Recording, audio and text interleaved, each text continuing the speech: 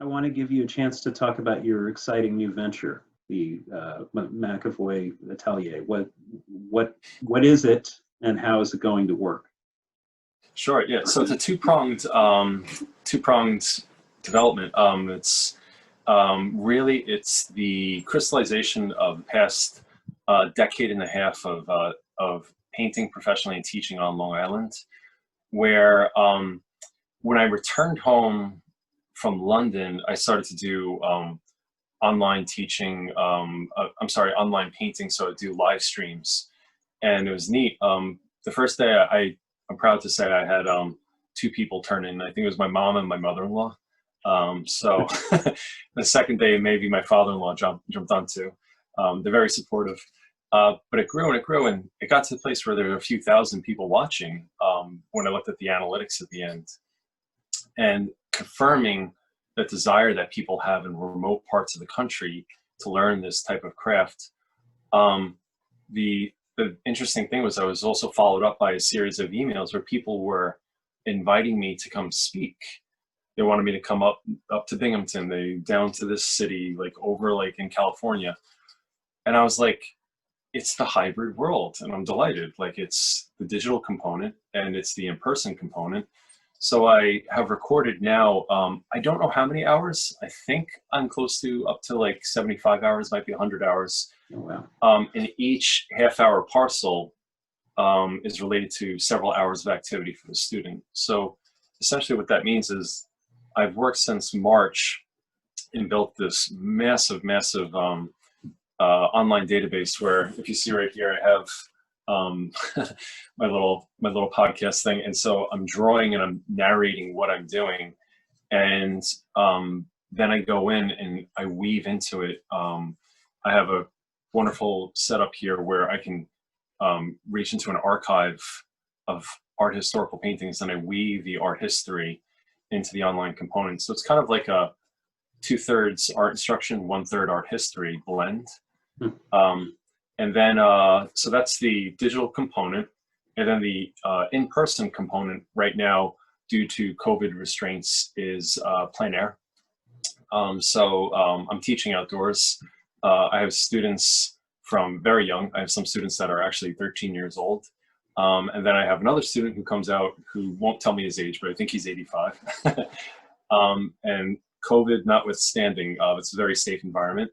The thing that I haven't figured out yet, I've looked at various sites on the South Shore, on the North Shore, and I really just haven't locked in a ventilation system that I have looked at and been like, I feel comfortable inviting people Yeah. into this space. I haven't locked it in yet. I'm still looking. Just yesterday, I was contacted by the group, and they said, hey, move your whole operation here. I didn't know about their ventilation system, so yeah. I'm paused on the studio component currently. Sure. To be continued. Sure. Yeah.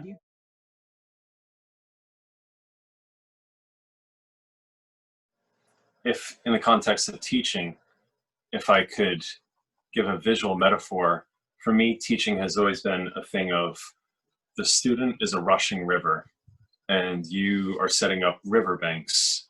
I've seen students that have never had instruction. They've done fairly well, but many students crave and desire some feedback, some dialogue, some guidance. But it's a thing where you're setting up riverbanks, but you're not setting up a dam, and then almost like turning it into like the spout, the shape that you want it, but rather you're equipping them and you're guiding them towards where they may want to go.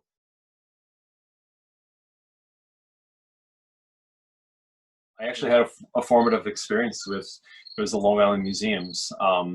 I was really dejected. If I remember correctly, I think I cut class. I might have just, I don't know, walked out of the classroom, but I had been in the classroom and I left dejected, and I randomly just walked into the museum. I got my pass, and I had never seen a William Sidney Mount painting in person before that, never. Justin Toon. It was just the most beautiful piece, the humanity, the dignity of the portrait, the flesh tones, like it was a human spirit. Like, I I stood there and like I just melted. I mean, I connected with something where everything inside of me resonated. I felt like I was the violin and someone was drawing the bow across me, like everything in me. It was so beautiful. And in that moment, I said to myself, there's a hostility taking place between abstract art and representational art, and I'm going to cross the ocean.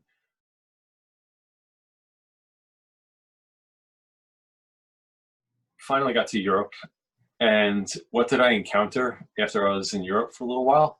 Well, if you weren't painting classical figures and togas with all like swirling drapery, guess what? You weren't in their club. And I was like, oh, I don't have any problem with the abstract guys because I actually kind of like abstract art. Like I can like it like anything. I don't have a problem with classical art because classical art can sometimes really draw me. It's like, I have a problem with elitism. Right. Right. That's it. And it's like, I really have a hard time when somebody stands in front of me and they say, this is a valid art form, that is not a valid art form, bow down. Yeah. When that happens, like I don't know, I get my bayonet out and I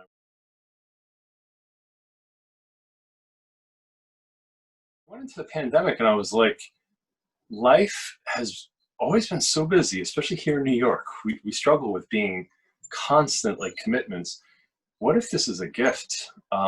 What if ironically, this is a time for me to really focus on the craft, a time for me to also tap into a painting world that I've wanted to. When this is about 10 years ago, I went alone and I visited Soroya's home in Madrid. And Soroya's home in the middle of Madrid, it's this magnificent home with a center atrium that's covered with glass. And that was his primary painting studio.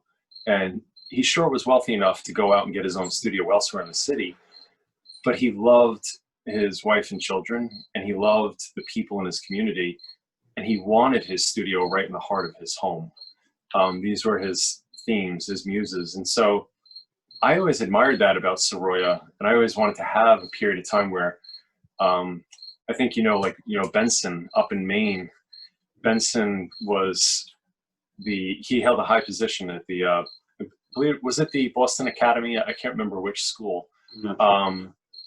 So he would disappear to an island in Maine for 3 months a year and just paint his wife and children. So for me, I was like, I could either be buried by this and just be utterly destroyed, or it could be made by this. And I was like, I'm going to hope for an honest mirabilis. You know what I mean?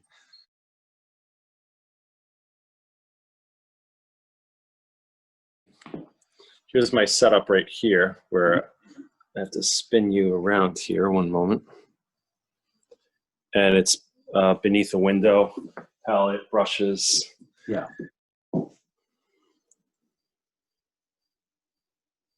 Very good. When did you start that?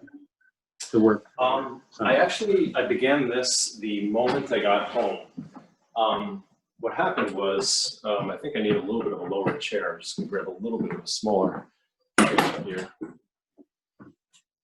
What happened was, when we returned from London, so my family and I, as I was saying before, we were in London when everything started happening.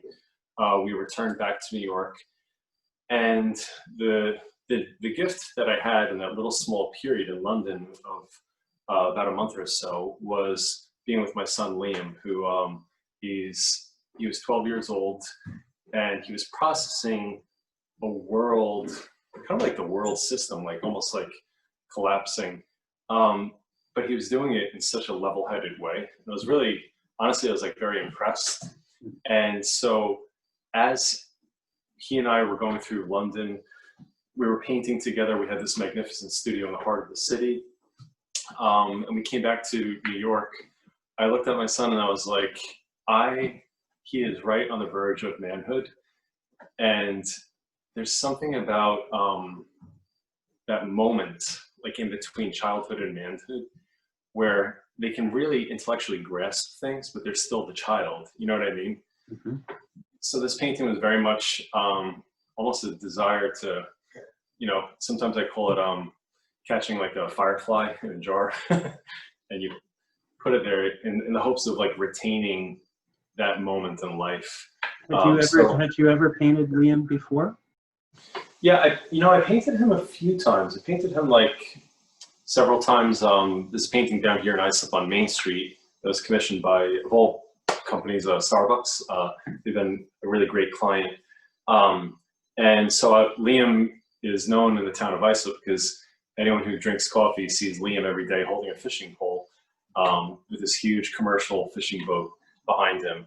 But that wasn't a portrait, like the psychological portrait, like the identity of Liam. It was a child in an environment, and I never really quite dug in and just captured the boy. You know what I mean? Mm-hmm. So it was the first time really sitting down with him and painting him. Like, just, I've kind of been for the past number of years rushing through paintings, not all of them. Some of them I have been able to really dig into. Some of them I've been pleased with, but other ones I've been rushing through sometimes too quickly. This one, the gift we've all had is we have all the time in the world. So I think how hard to estimate, but how many hours would you say we're looking at here in terms of time? Yeah, so I definitely, I have recorded painting this painting 24 hours of him posing. So and that's just the recording. That's probably that doesn't capture all of the actual work, right? That's right. So I am in violation of child labor laws that were put in place to protect Irish peasant children. So he was compensated. So he posed for about 24 hours over the course of about probably 30 something days. And then I probably logged another 25 to 30 hours on top of that. So I'm guessing like you could get up to 60 hours easy working on this painting. Are you what's that? Are you finished with it? No. So I, on air, addressed this right here. I got the position of the hand in, but this area right here I'm going to return to. And then over here, I have some other thoughts. I kind of, a personal, it's not even a style, it's just like a feeling with painting. I like having areas of crisp focus, so then other things just melt. So I'm not going to tighten them up too much, but they do need some furthering just in terms of development of the idea right down here and right there. It's kind of that whole idea of Soroya's home. Soroya hated studio light. He hated false north light. I don't think north light is false. I'm just saying he wanted a feeling as if you walked into someone's home in the middle of Spain. So here I am without a studio. I'm like, oh, I'm painting in my home, but this is a beautiful spot, like wonderful light. And in the middle of the day, at the end of the day, the sun came in and bounced off our wood floors and hit the underside of him with gold. And in all the years of painting in Northlight Studios, that has never happened in one setting. It's impossible. And I was like, I'm really grateful. Yeah, there's a nice golden light coming in his hair.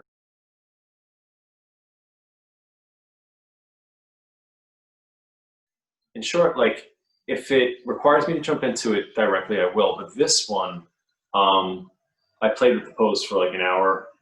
I tried to capture, he loves reading, so I was trying to capture his identity, where he's just always got his nose in a book. But I also wanted, a circular line. And I'm very influenced, I think, by my still life painting, where I always try to just keep the eye moving on the canvas like a still life. And then what I will do is I come up with a pretty detailed graphite anatomical study, not in the sense of highly rendered, but I do just want to talk about the sternocleidomastoideus, like that muscle right there. And is it going to be like really strong? That kind of implies being tense, which you sometimes want in a portrait, or is it going to be not even there, which implies like you're very much at ease? So like I do a sketch, it doesn't take that long. And then I oftentimes go straight in with very turpentine rich paint. I will sometimes go in with charcoal, but turpentine rich paint is highly malleable. I can move it quick. I have a huge thing of paper towels in this hand, and I have a huge brush. I'll show you, these are my favorite brushes from London.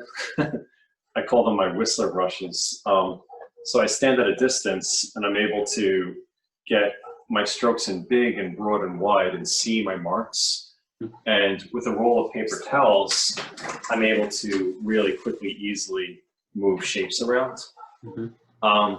And then usually working furiously like that for like 20 minutes, I'll pause, I'll make a cup of coffee, and I'll come back and I'll ask myself if the composition works. And if it does, then I'm in. Then I just start piecing together the puzzle.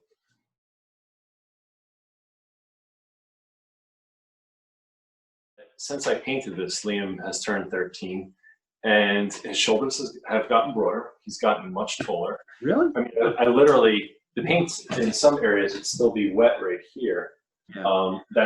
I can move this with my finger, but I'm telling you that in the past, I've been working on it on and off, even for the past few months. But when I really locked in his face was 3 months ago, and his face has gotten a little bit like more of a jaw. So, it's like you can't catch up with a young teenage boy with chasing a wave, painting. Like, yeah. What does he think of it? He's so funny. In the beginning, he didn't like it. I mean, he was just straight up like, "Doesn't look like me," and I was like, "No, it doesn't. I'm sorry." Like, very few of my portraits all go through an ugly duckling stage, and so his started out as an ugly duckling stage, and it stayed ugly duckling, and then one day it crossed the threshold into something, and he's like, "I love this painting." Oh, good. Oh, yeah, I love it. Yeah. So then he joined me in my plein air classes that I run. We're plein air painting all over Long Island right now. The other day he said, "Dad," he's like, this was about a month ago. He's like, "Would you mind if I hopped in on your plein air classes?" Like, yeah. But I've never wanted to be the Jackson 5 father that almost had that way of like, right. Yeah. Dance or sing. Let that be your decision. Yeah. Right. Yeah. So I've been waiting for them to come to me. And when he asked to paint, I was thrilled. And he set up and he did a really good painting, better than I ever did at the age of 12. Great. So he's got something good going there. Yeah. Excellent. Excellent.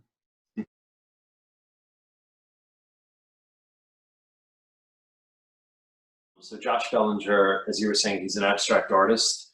And I wanted to address this idea of, are the worlds of abstract art and representational art, are they mutually exclusive, polarized worlds, or is all painting abstract? I mean, that's my opinion. All art is abstract and must succeed on abstract terms.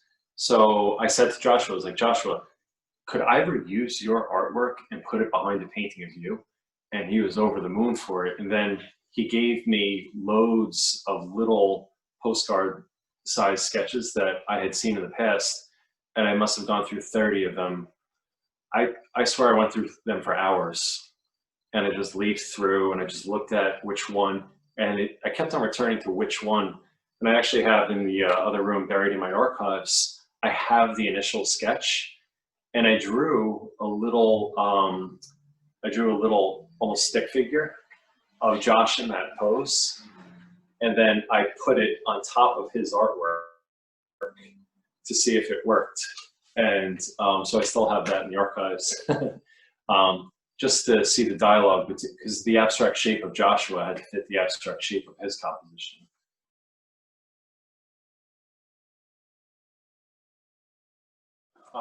So I have a canvas right here I can flip around. When I first got to Italy, my background is one of construction. My father, my grandfather, everyone was in construction. I really was raised in this blue collar world where it was like, give me a number 2 pencil and I'll take over the world kind of thing. Very like American John Wayne.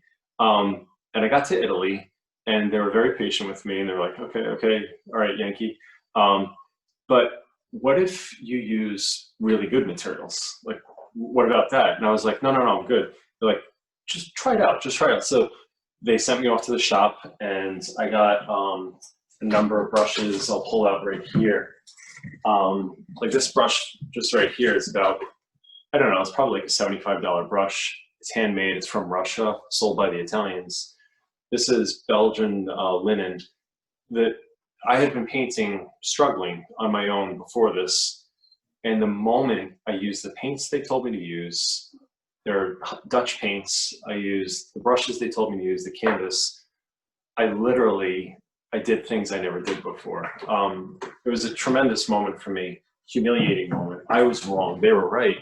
They were very graceful with me, but they were just like, you know, our people have been refining these methods for hundreds of years. In some ways, you could say millennia in certain crafts.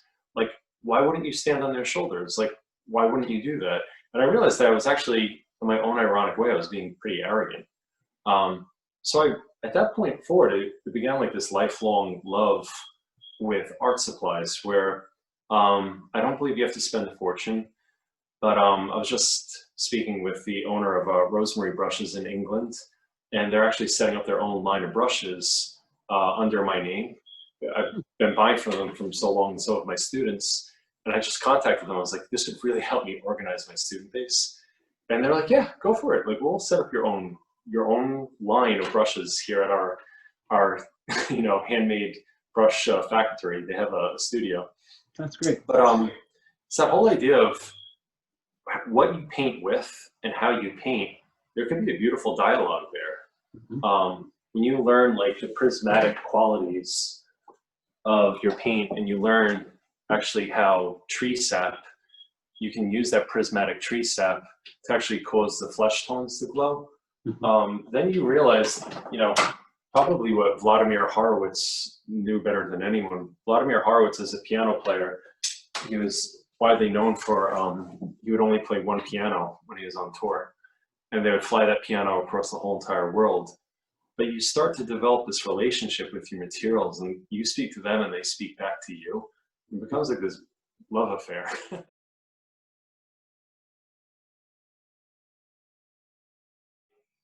I love the line by Leo Tolstoy when he was talking about composing one of his novels. I believe it was Anna Karenina. And somebody asked him, what's going to happen next in your novel? And Tolstoy said, I don't know, the characters haven't told me yet. So I listen to my paintings that way. And if they tell me that they need something, then I go in that direction.